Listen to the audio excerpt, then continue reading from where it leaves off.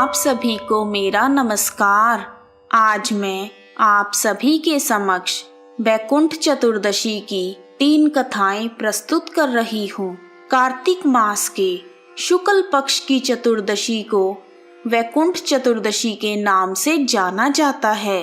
इस दिन को हरिहर का मिलन कहते हैं। इस दिन भगवान विष्णु और शिव जी की पूजा की जाती है।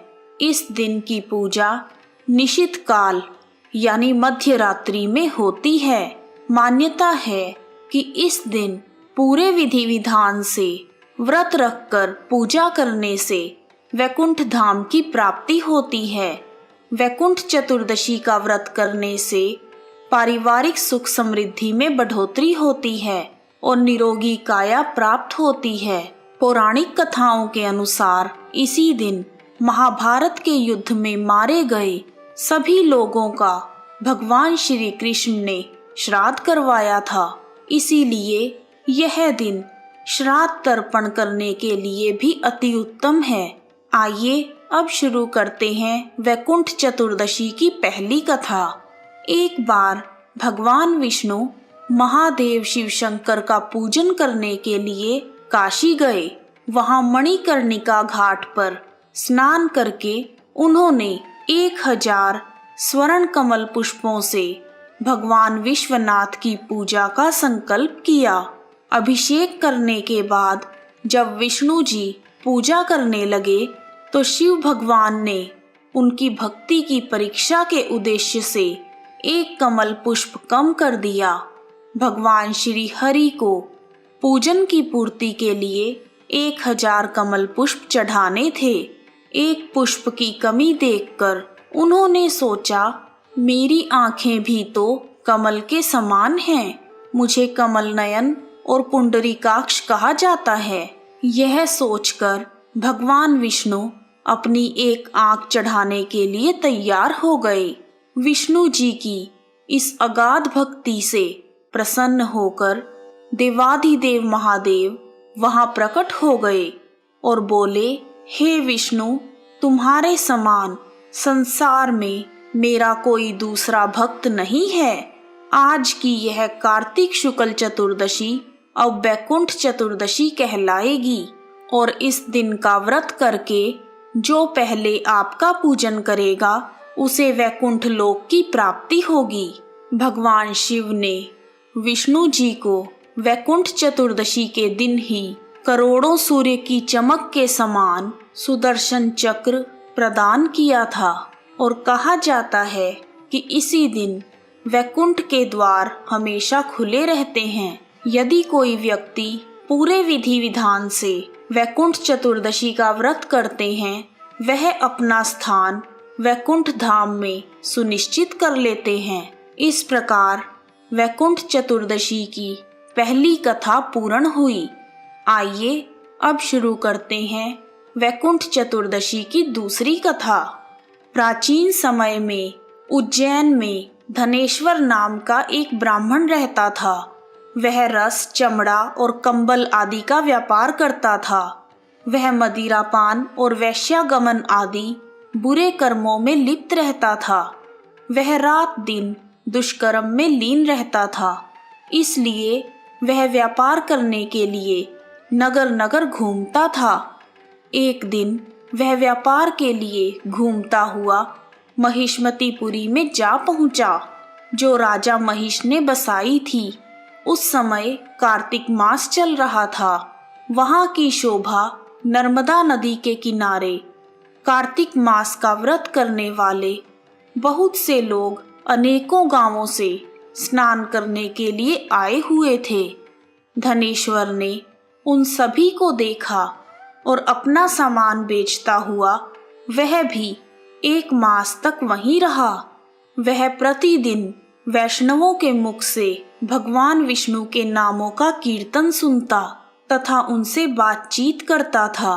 वह कार्तिक मास के व्रत की उद्यापन विधि तथा जागरण भी देखता रहा कि कैसे व्रती ब्राह्मणों तथा गायों को भोजन करा रहे हैं और उनको दक्षिणा आदि भी दे रहे हैं। उसने नित्य प्रति भगवान शंकर की प्रसन्नता के लिए होती हुई दीपमाला भी देखी। त्रिपुर नाम के राक्षस के तीनों पुरों को भगवान शिव ने इसी तिथि को जलाया था, इसलिए शिव भगवान के भक्त इस तिथि को दीप उत्सव मनाते हैं। इस प्रकार नर्मदा नदी के तट पर रहते हुए धनेश्वर को पूरा 1 मास बीत गया तो एक दिन अचानक ही उसे एक काले सांप ने डस लिया, जिससे विह्वल होकर वह भूमि पर गिर पड़ा। उसकी यह दशा देखकर वहां के दयालु भक्तों ने उसको चारों ओर से घेर लिया और उसके मुंह में तुलसी दल मिश्रित जल के छींटे देने लगे। जब उसके प्राण निकल गए तब यमदूतों ने आकर उसे बांध लिया और कोड़े बरसाते हुए उसे यमपुरी में ले गए। तब यमराज ने अपने प्रेत सेनापतियों को आदेश दिया कि धनेश्वर को कुंभीपाक नरक में डाल दो।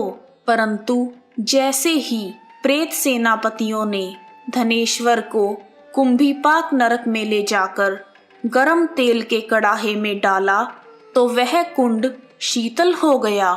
यह देखकर सभी यमदूत चकित रह गए और उन्होंने यह सारी घटना यमराज को बताई।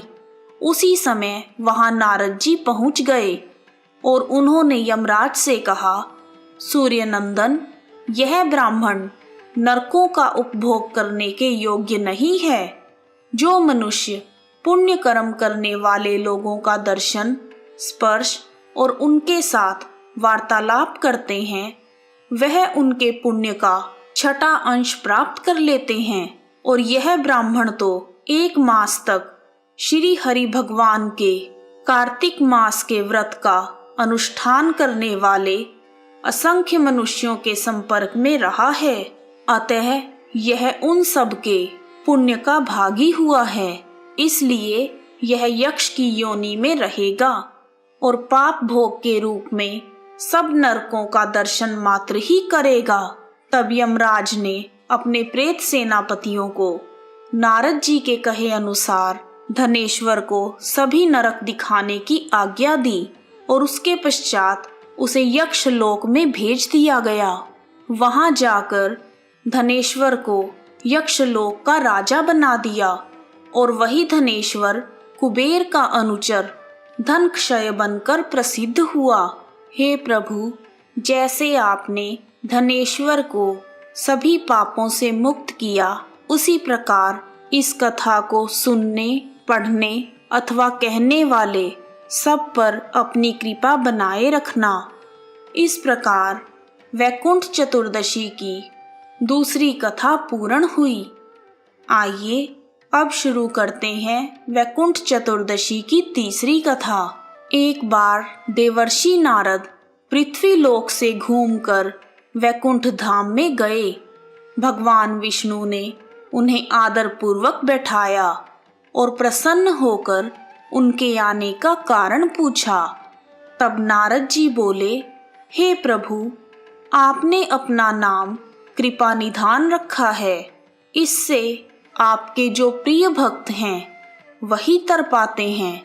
जो सामान्य नर नारी हैं वह भव सागर से वंचित रह जाते हैं। इसलिए आप मुझे कोई ऐसा सरल उपाय बताएं जिससे सामान्य भक्त भी आपकी भक्ति कर मुक्ति पा सकें। यह सुनकर विष्णु जी बोले, हे नारद, कार्तिक शुक्ल पक्ष की चतुर्दशी को जो नर नारी व्रत का पालन करेंगे और श्रद्धा भाव से मेरी पूजा करेंगे, उनके लिए स्वर्ग के द्वार साक्षात खुले होंगे।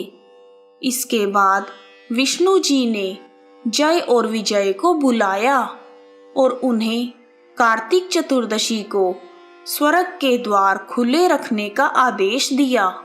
भगवान विष्णु ने यह भी कहा कि इस दिन जो भी भक्त मेरा नाम लेकर पूजन करेंगे वह वैकुंठ धाम को प्राप्त करेंगे। इस प्रकार वैकुंठ चतुर्दशी की तीसरी कथा पूर्ण हुई। वीडियो को अंत तक देखने के लिए आप सभी का हार्दिक धन्यवाद। यदि आपको वैकुंठ चतुर्दशी की तीनों कथाएं पसंद आई हैं तो कमेंट बॉक्स में ओम नमो नारायणा, ओम नमः शिवाय लिखना ना भूलें। आप सभी का हार्दिक धन्यवाद। जय श्री हरि विष्णु भगवान। ओम नमः शिवाय।